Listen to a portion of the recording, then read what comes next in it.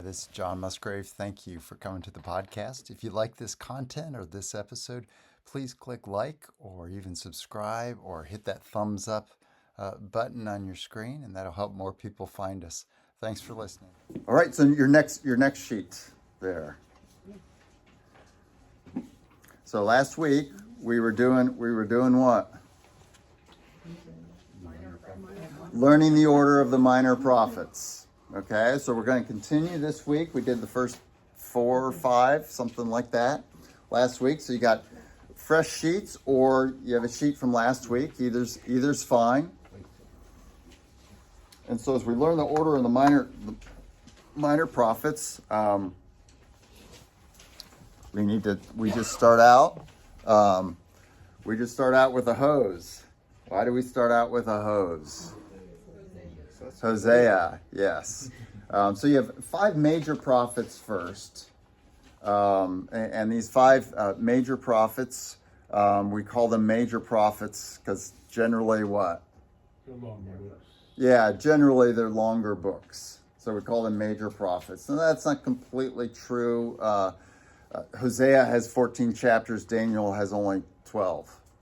And Daniel's a major prophet. Hosea is a minor. Lamentations is very small, but since it was written by whom? Jeremiah, and Jeremiah is a huge book, it just gets tagged on there. And so for convenience, we call the first 5 major prophets. But then we get into the minor prophets, and there are how many minor prophets do we have? Yeah, we have 12. And so we start out with a hose because that's not a hose. That's Hosea there. So if we can start off with a hose, we're good, and we'll make it through to all 12 from this hose here. Okay? What's in the middle of this hose? A hole is in the middle of this hose. There it is.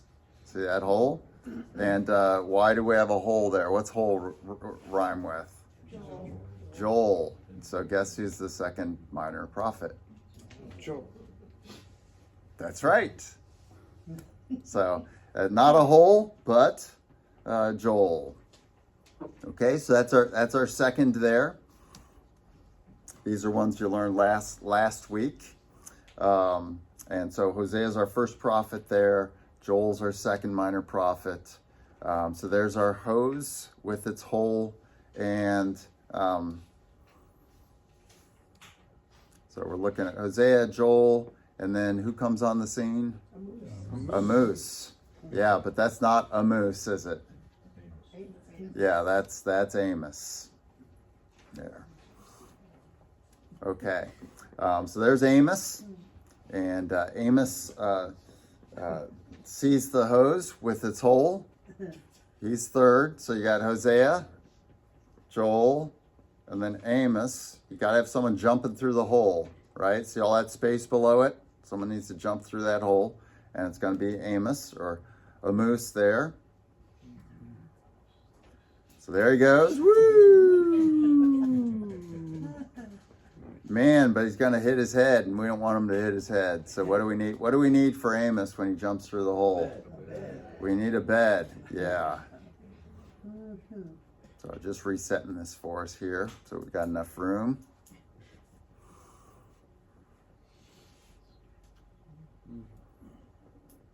So lo and behold, we have a bed.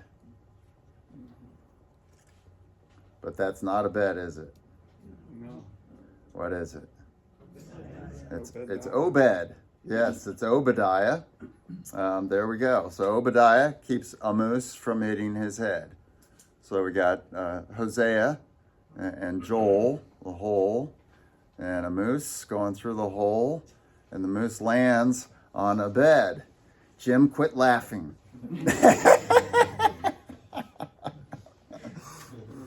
Yeah, I told folks last week, if you're here, my girls learned this when they were little. Allison still does she knows the minor prophets by all this. So a moose lands on a bed there. Woo! Safe landing there. Does a little twist there, lands there. So those are our first four prophets. That's what we looked at.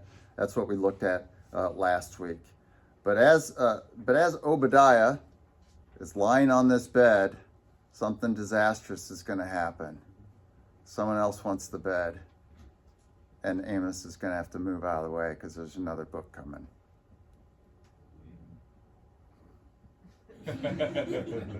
There we go. So a big whale comes and lands on the bed. It's a water bed. You didn't know that. This water bed, Jonah comes on, and Amos gets crushed there on the bed. So he thinks he's safe because he's made it through the hole, landed on Obadiah, and he gets crushed on the bed. So he heads back up next to his name. Okay, but that whale represents whom? Jonah. Yeah, Jonah. Okay, so that's our fifth book. So that's our order there. We've got a hose with a hole, and a moose goes through the hole, lands on a bed, and the moose is lying there on the bed, and then gets crushed by Jonah and kind of squeaks out at the end. Now, as Jonah's on the bed, that's a very interesting thing. You know, anyone seen a whale on a bed before? No. Any marine biology? Do we have a marine biologist here?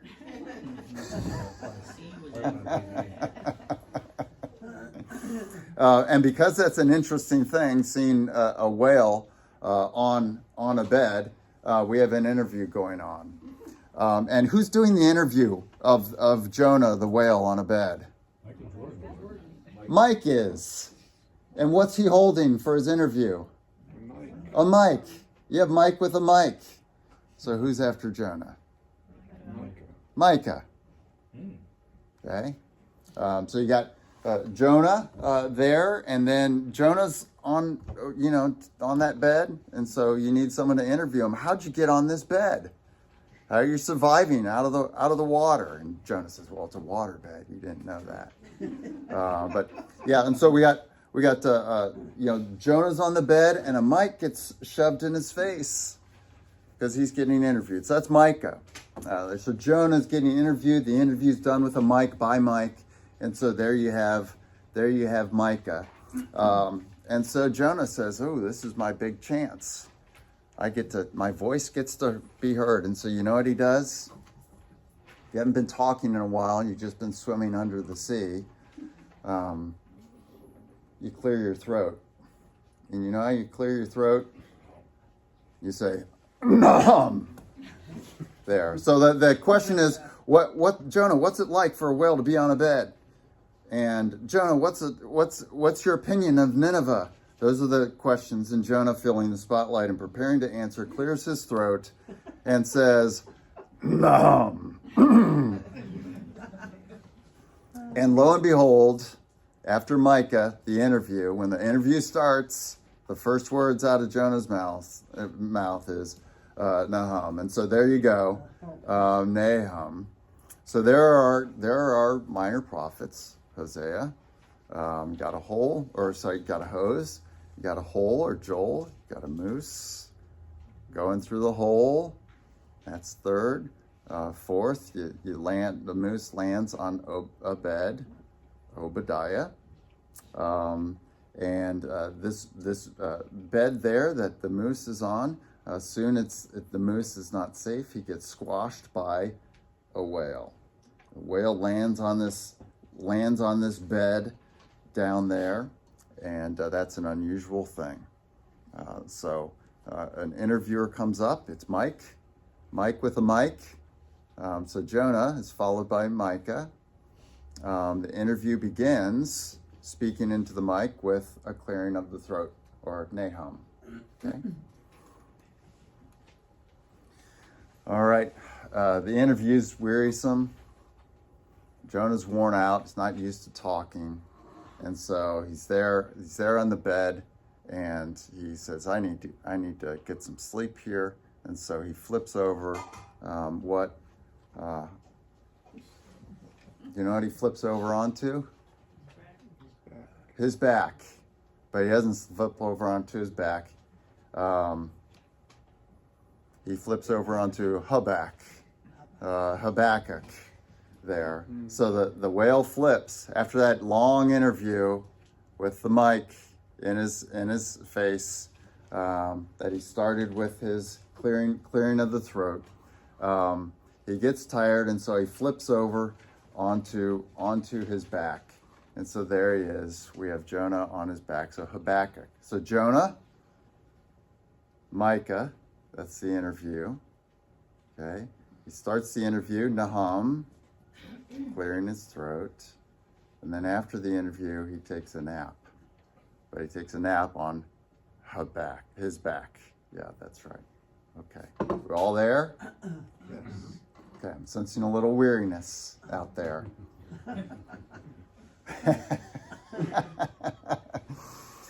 And he thinks he's safe like the moose, right? Sitting there, but he's not safe because we got 4 more books. So something's got to happen to him. And you know what happens to him? All of a sudden, as he's lying on his back on that bed, a wind comes in from the west. And you know what we call a west wind? I know what we call a west wind because I had this car in 1987. A Zephyr, yes. Quite a car, by the way. Ugliest car ever made in the history of the world. What's that? Oh, Gremlin. the Gremlin's much more interesting though. Yeah. So while he's lying on his back, a west wind comes. A west wind is called a Zephyr. And a Zephyr sounds like the prophet Zephaniah. There we go. So there's the west wind there. It's going to blow Jonah off the bed. That west wind is a Zephyr, which reminds us of Zephaniah. So Zephaniah is coming after Jonah. After he gets on his back, he gets blown off the bed. Okay, he thinks he's safe. He's gone over on his back and he gets blown off the bed. Zephaniah. So there we go. So off he goes. All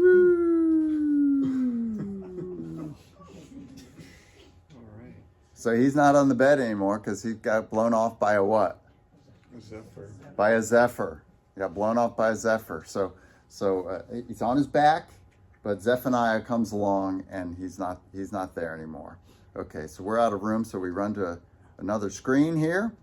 There he comes. So he got blown by the west wind out of his bed, and he arrives. Can you tell kind of where that is? Yeah, it's an office space there, so Zephaniah comes in here and he gets in this office space and he sees that there's a guy hugging a guy in the office that he's been blown into.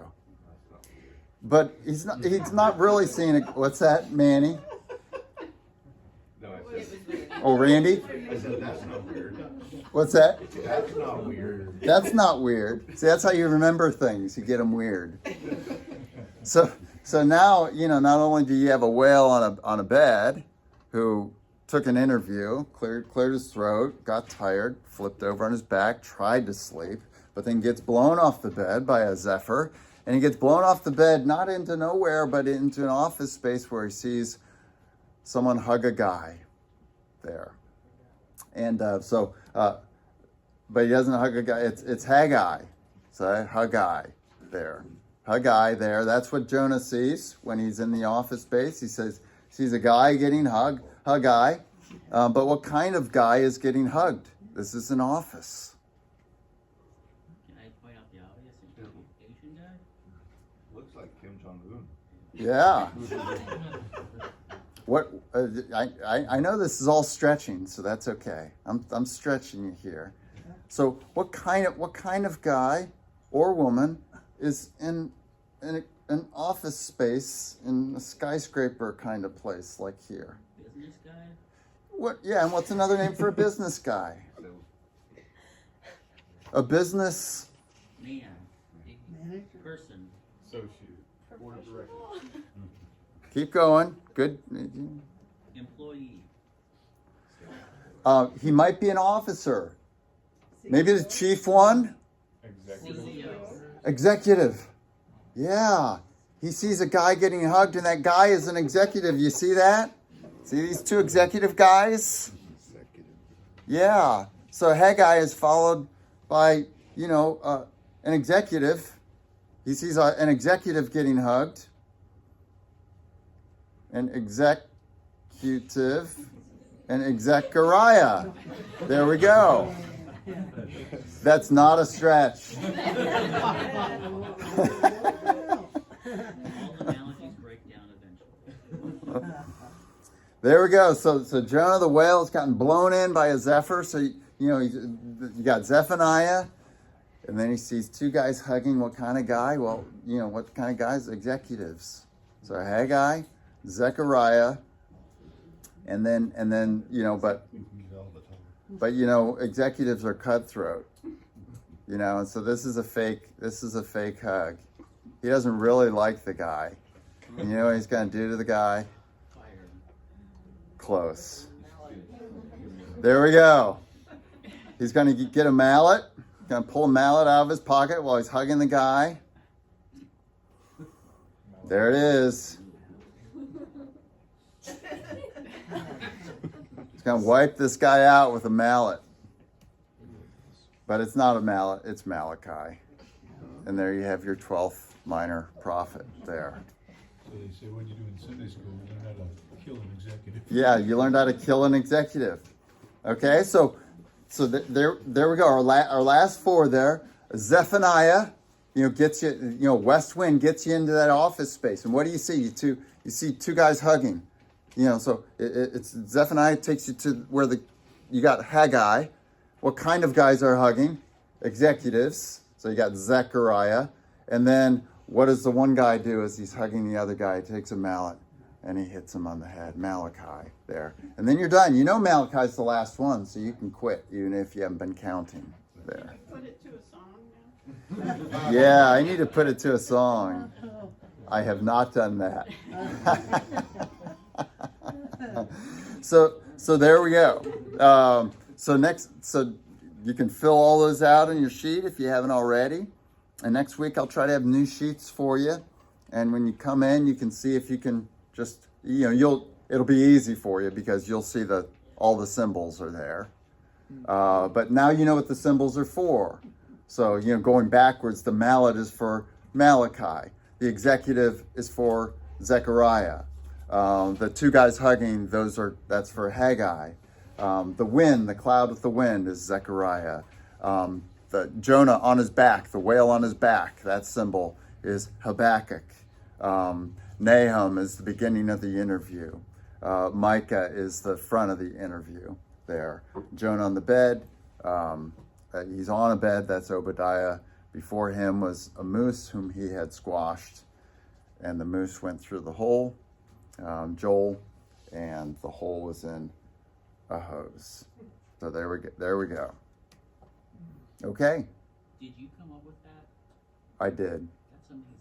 That's amazing. That was all on my own during seminary. Got to memorize these somehow. So, I have a classmate who called me Johnny Mnemonic. I learned everything by mnemonics. Okay, so let's just go through this. So here we go. First minor prophet is Hosea. There we go. Second minor prophet is Joel. Okay. Third. What's that? Nothing. I really. Care to share with the rest of the class? Sure, I was really confident in my mistake. Oh, okay. Okay.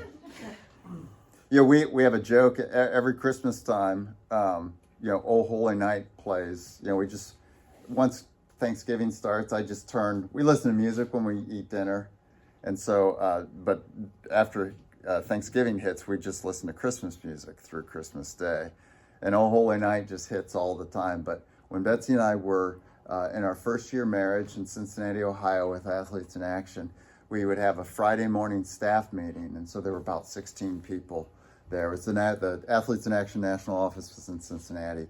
And so we'd have like singing time and like a short devotional and I don't know what else we did there.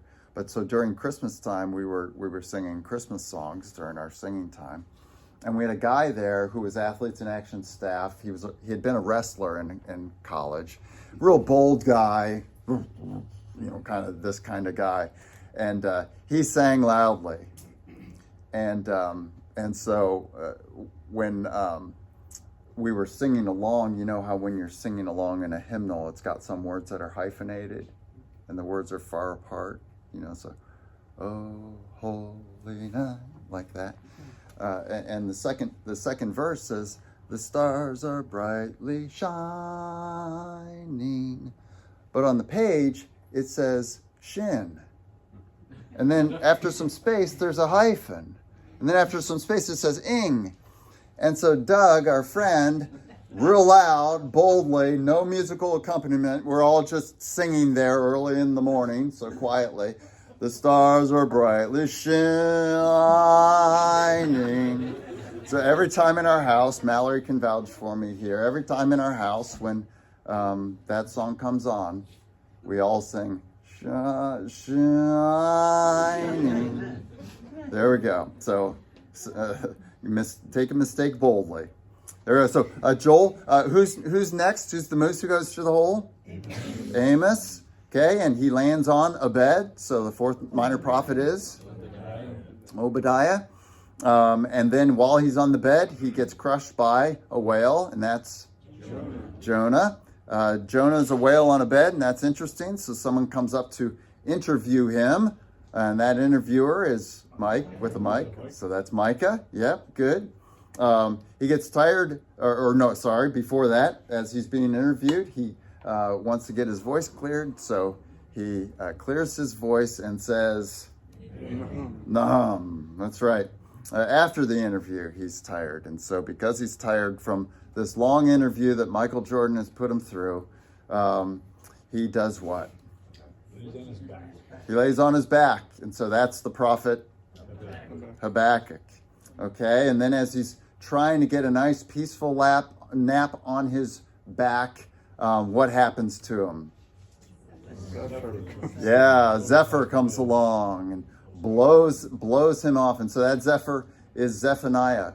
And that west wind, that Zephyr, blows him into an office space. And what's he see when he gets to that office space? Yeah, he sees Haggai there. Yep, and what kind of guys are hugging there in that office space? Yeah, executives. And so that's who's the 11th minor prophet? Zechariah there. That's right. And while these two executives are hugging, one of them being cutthroat like he is, pulls out his what? His mallet, and that's our 12th prophet, Malachi. There we go. You did it. Okay. There we go. Okay, so on to Isaiah. We'll start Isaiah here now. So you can try to run through that in your heads during the week if you think of it, learning the minor prophets. That's helpful because sometimes someone says, okay, turn to Micah. And you're like, oh no. But if you turn to Jonah, you say, wait, how does Micah relate to Jonah? Okay, Jonah's there on the bed and he gets interviewed. So I'm in Jonah, so it's the next book. Okay, Micah. I do that in my head, by the way, when I'm turning to a minor prophet. I, hit that book and I get to the minor prophets and say, where am I on this silly timeline that started with a hose and ended with a mallet? Where am I on that? Okay.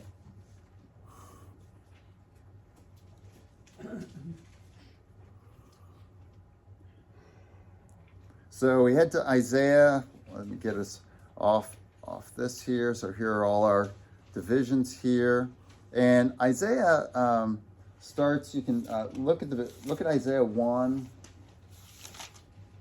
So Isaiah is a major prophet. He's the first major prophet, the first prophet that comes along in our Bibles as we leaf through them. And who are the kings? One of the things you can do with a lot of the prophets is look in the first two verses and and see what kings they ministered during, whose reigns they ministered during. And so that gives us a timeline or a time stamp for their preaching ministry. Okay? And a lot of times the first king mentioned, you say, okay, he was preaching during that time, or he wouldn't have mentioned him. And the last king mentioned, if there are more than one, you say, okay, well, probably he didn't know another king. So probably he died during the kingship of that last king.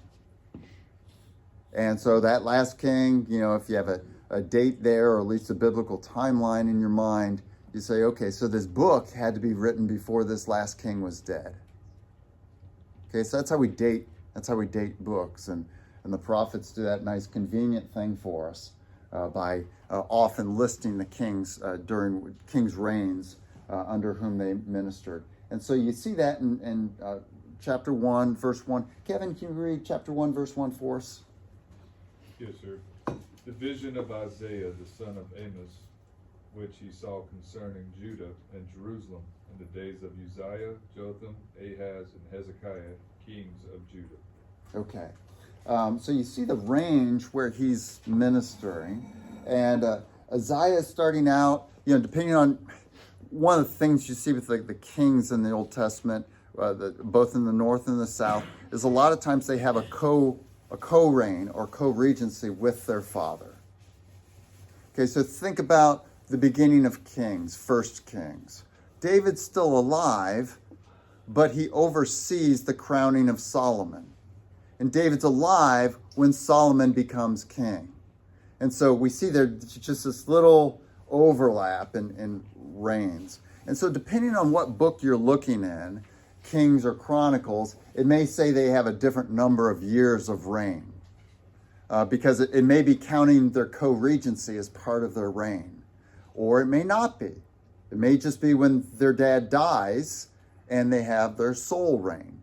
But Isaiah dates for him are like 767 to 740, which I've memorized because I was born in 67 and my mom was born in 40. There we go, mnemonic device. So that's Isaiah the king, 767 to 740. And so the earliest Isaiah was ministering would have been 767. But Isaiah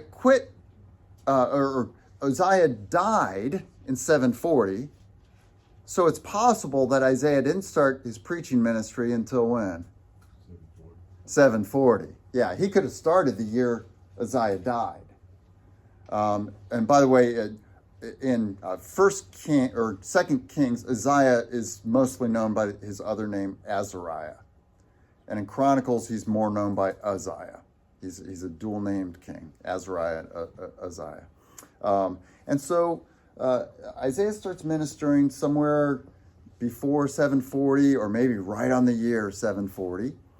And Hezekiah dies in 687 or 686. And so that's the range, like 740 to 686. And so as you look at these events here, where's Isaiah? What's Isaiah ministering during? Northern Israel exile. Okay, that's one of them. So one of the things he ministers during, now he's in the south because he names all southern kings. So that's another thing we do when we look and see who's listed.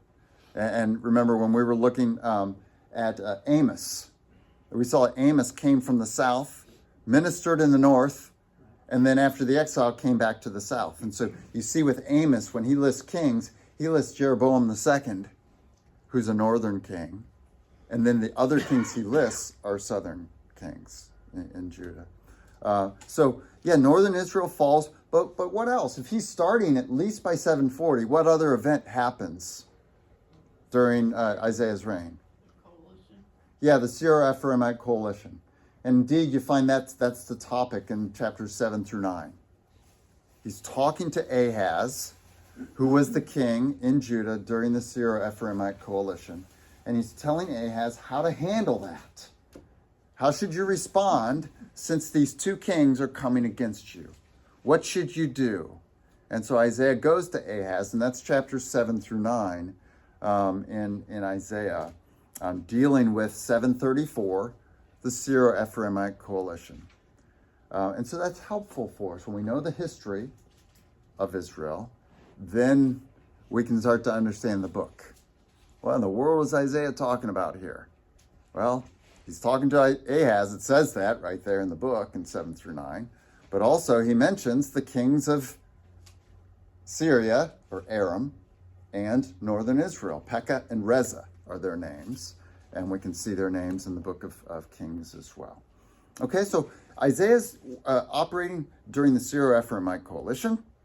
He's operating during the fall of northern Israel. Now, he's not up there, but he's in Judah when that happens. Again, who conquers northern Israel? What nation conquers northern Israel? Assyria. Assyria does, yep. Okay, and then what other event is he around for? If he's around for Hezekiah, and Hezekiah dies in 686. Yeah, he's there for the Sennacherib invasion. Okay, and so you see that in Isaiah 37 through 39. Okay, Isaiah gives the account of the Sennacherib invasion and what he's telling Hezekiah to do and what Hezekiah does. And so you have this printed for us both in all three, Chronicles and Kings and in Isaiah. Almost identical accounts between the three books. Okay, so our timeline helps us out there. Okay, so Isaiah he ministers just in Judah. Okay, so here are our events here that he's there for, circled for us. Those three events. Uzziah dying in 740, but then these major events 734, 722, 701, and then we see Hezekiah or Isaiah speaking to some things that happen after the Sennacherib invasion that we see as well in Book of Kings. Okay, so the book is occurring here. So just again, making that distinction between Isaiah the man and Isaiah the book. Isaiah the one preaching, and then Isaiah the one writing down what he's preached with maybe some conclusion, some statements of conclusion in his book as well. Or maybe a little bit of new exhortation in his book, but basically running through what he's preached for all his life, his preaching career. And so that's what you have in the book of Isaiah, like you have in all the other prophets. These are preachers to the people who then, toward the end of their life, gather the content of their preaching into their books. Okay? And so there's, so you see the first rectangle there is his ministering there, and then the end of his life, we see Isaiah's book comes along. In Isaiah 37:38, which I've referenced here, Isaiah mentions Sennacherib died in his book. And we know from history that Sennacherib died in 681. And so the book came along there with that knowledge. So that's our range of book. The other prophets that we've addressed so far, Jonah and Amos, they were starting and their preaching ministries around 750. So Isaiah's a little bit younger than the prophets that we were talking about before. Okay, an outline for the book of Isaiah. It's a huge book, 66 chapters, but here's the good news. 3 outline points for us. So, woohoo! And if you're reading through Isaiah, these can keep your head straight. So in the opening part of the book, we consider that an overview of Isaiah's message, chapters 1 through 6. An overview of his message. And so he includes preaching that he's done, but it kind of covers the content, the whole of what he's been preaching during all these years. And so we see that in chapters 1 through 6. Next, let's get some readers here. Starting in chapter 7 through 39, chapters 7 through 39, Andrew. The bullet point. 7.1. Isaiah's response to the Assyrian crises of his day. Okay, so this first section of the first section after the overview, chapters 7 through 39, we're talking about Assyria and the Assyrian crises. And so you've got things as Isaiah's talking, he's referencing these things on the timeline, like the Syro-Ephraimite coalition is being dealt with, the fall of northern Israel is being dealt with, the Sennacherib invasion is being dealt with in these chapters. And Assyria is the bad guy in all these chapters. So if you're in chapters 7 through 39, and he's talking about the enemies of God, or he's talking about certain things, it's Assyria that he's talking about. Okay? And then we get to chapter 40, and Mallory, would you read 40 onward? Can you jump a little bit? Yes. Isaiah's response to the future Babylonian crisis. Yeah. And so, see how knowing the history of the Old Testament is helpful. If you know Assyria is the major world power, and then they get conquered by Babylon, which happens in 612, and it's the reason that Babylon is exiling Judah in 605, because Babylon's taken over as the major world power. Then you can see the flow. You can see the flow of what's going on in Isaiah. So chapter 40 through 66, it's Isaiah responding to the future Babylonian crisis, which he tells Hezekiah is going to come based on Hezekiah's actions at the end of his life. Okay, so 3 sections in Isaiah: 1 through 6, overview of his ministry.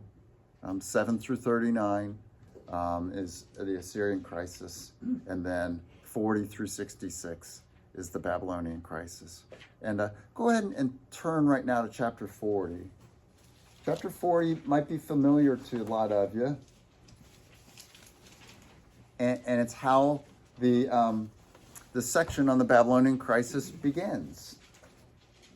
And he begins in talking about the Babylonian crisis. Now, he'll talk through this section about the trouble that Babylon will cause Judah. He'll talk about the conquering of Jerusalem. He'll talk about the exile that Babylon takes Judah into. But he'll also talk about the restoration. And God's people, that God will not abandon them forever when they go into exile, and that he'll bring them back to the promised land. And what Isaiah does when he's starting this section in chapter 40 on the Babylonian crisis is he begins with this restoration promise. Okay, that Assyria has been bad. I'm going to tell you about how Babylonia is going to be bad for you too. But let's start out he starts out in a positive way and reviews with them that God would not abandon them forever, that he would bring them back to the land. And so let's read a few of these verses, Bob and then Jim and then Anna and Pat. Let's read our first, and Dakota. Let's read our first 5 verses. Comfort my people, says your God. Speak tenderly to Jerusalem and proclaim to her that the hard service has been completed, that her sin has been paid for, that she has received from the Lord's hand double for all her sins. Jim Smith. The voice of one calling in the desert, prepare the way for the Lord. Make straight in the wilderness a highway for our God. Okay, and then Anna. Every valley shall be raised up, every mountain and hill made low. The rough ground shall become level, the rugged places a plain. And the glory of the Lord will be revealed, and all mankind together will see it, for the mouth of the Lord has spoken. Yeah. So let's talk about this now, and let's not. What are we not going to do? What's our little phrase of what we don't want to do when we're looking at the prophets or anything else? We don't want to. Mortar shell. Yeah. And so what's mortar shelling? Yeah, say that louder. Jumping all the way to Jesus. Yeah, seeing something that's talking from an ancient person in the Old Testament who's talking about something that, lo and behold, has to do with the people he's talking to. Woo! Right? You know, I know you guys go out when you have lunch after church, you start talking to the people around you about something that's going to happen 700 years from now because that's really relevant to them, right? No, you don't do that, neither do the prophets. And so mortar shelling is, when we've got an event here going on, that's an event. And here's Jesus. And instead of saying the prophet is actually talking about the event to the people who are going to experience the event, we, in our wonderful 21st century terrible hermeneutics interpretation, say, oh, that sounds like Jesus. Isaiah was talking about Jesus to Ahaz the king because Ahaz would never see Jesus. I'm being sarcastic. Okay. Prophets are always talking to the people in their age. Now, their message to the people in their age, what does Jesus say about every message in the Old Testament? The law, the prophets, and the Psalms. What did they all ultimately speak of? Him. Luke 24:27, Luke 24:44 and 45, John 5:46 and 47 are places you can go. Everything ultimately gets to Jesus, but hold your horses. Don't mortar shell. Fight the battle. Okay? And then walk through wherever Isaiah is, and walk through this until, and ultimately it will come true in Jesus. So, when we get to this passage here, where do we want to mortar shell to when we read this passage? That's not mortar shelling. No, where do we, okay, sorry, let me rephrase that. You're answering correctly, okay? Where is our tendency with our bad hermeneutics, with our bad interpretation, if we're going to mortar shell, in other words, if we're going to mortar shell Isaiah 40, where do we mortar shell to? What do we say? Oh, Isaiah 40 is talking about, what do we say? John the Baptist. Yes. Now, does this come true in John the Baptist? It does. Did it come true back here? It did. Okay, things happen in the Old Testament and then get repeated. God's people go through the Red Sea, but then you got baptized. Right? Paul says in 1 Corinthians 10, your baptism was going through the Red Sea. Okay? And so we don't read about the Red Sea and say, oh, that didn't really happen. That's just talking about my baptism in 1986. Right? Now, your baptism was prefigured in the Red Sea. Right? God's people escape their enemies. This is being symbolized in your baptism today. You've been led out of the kingdom of darkness, which was Egypt, symbolized as Egypt, where you were enslaved to your sins. You were enslaved in Egypt. Okay, how did you get separated from the threatening army? By the Red Sea, by the waters of the Red Sea. This is 1 Corinthians 10. If you don't believe me, look there. 1 Corinthians 10, this is, and so, it's just like Passover. Jesus shows us, here's how you treat the Old Testament. It was true. It means God delivered his people. But now I'm telling you, in the Lord's Supper, here's how ultimately he delivers his people. Not through a lamb and blood on the doorposts, but he delivers his people through the Lamb of God and my blood covering your sins. But we don't read Exodus 12, the Passover, and say, oh, that's talking about Jesus. Ultimately, yes, but hold your horses.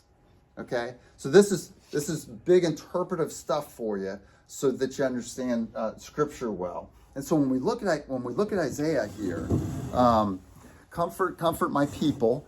Now this is talking about his people coming back from exile, coming back from Babylonian exile, and what's going to happen when they come back? Because this is Isaiah talking. Right? He's talking to people in his own age. You're going to be exiled, but God will bring you back. So comfort my people. Speak tenderly to Jerusalem. Now, Isaiah was in Jerusalem as he's ministering. Tell them, even though you're going to be exiled, speak tenderly to them and tell them, but I'll bring you back.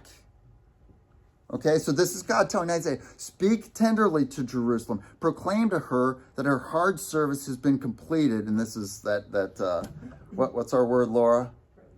Proleptic, where you speak of something in the past tense that's still in the future because it's so sure it's going to happen. Like in the third quarter, a team is ahead by 50 points and you say, this game is over. You're speaking in the past tense. This game is over. But it's a future event. Okay, so same thing here. That her service has been completed, her sin has been paid for. That's the exile, paying for her sin.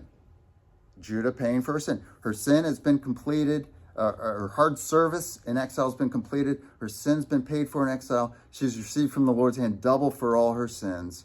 And then now there'll be a voice calling in the wilderness, prepare a way for the Lord.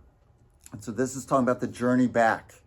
There's a wilderness between Babylon and Israel. So, Babylon, I'm looking at you, Babylon and Israel here. And they have to traverse this wilderness to get back. And so this is the herald call. And this is, and God says, when you come back, you won't have expected to come back. It'll be so fast and your coming back will be easy. Even though it's through the wilderness, even though there are mountains and valleys in this wilderness, it'll be like there aren't mountains and valleys. And so God speaks here in this figurative way.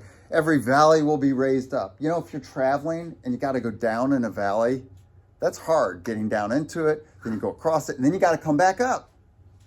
That's hard. Or if there's a mountain you have to travel over, that's hard. And so God is speaking, as he does in the prophets, with this cosmic language, and saying, when you come back, it's going to be an easy journey home. It's like every valley is raised up. Every mountain is laid low. So you just can go flat.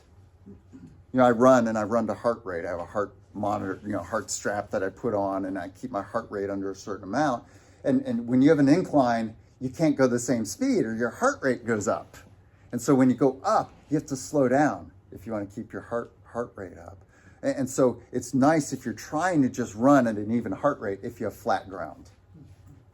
It's just easier, because when you hit a mountain, when you hit a hill, it's like, you're like Tim Conway, and the old guy on Carol Burnett show, every step is like 4 inches. Yeah. So make straight in the wilderness a highway for our God. Every valley will be raised up, every mountain made low. Rough ground shall become level, rugged places a plain, and the glory of the Lord will be revealed. He's returning his people. God does not abandon his people. He returns them to the land. All mankind will see it together. The whole nation is traveling. That's a big sight to see. That's not a few families on the Oregon Trail. That's a whole nation. And the glory of the Lord shall be revealed. And he says, and this is an oath God takes, the mouth of the Lord has spoken it. I will bring you back. Okay. Now this comes true in John the Baptist. Now, again, it's figurative. John the Baptist isn't making the mountains go flat. Literally, that is not happening. He's not making the mountains rise and be flat. But he is he's preparing a way for the Lord and his people to enter the promised land. And how do we enter the promised land? It's through Jesus. And John the Baptist prepares the people to enter the promised land of the church, heaven, the new heavens and new earth, by his proclaiming repentance there. Okay, we're well past time, so but that's our intro into Isaiah there. Those 3 sections there. Let's pray.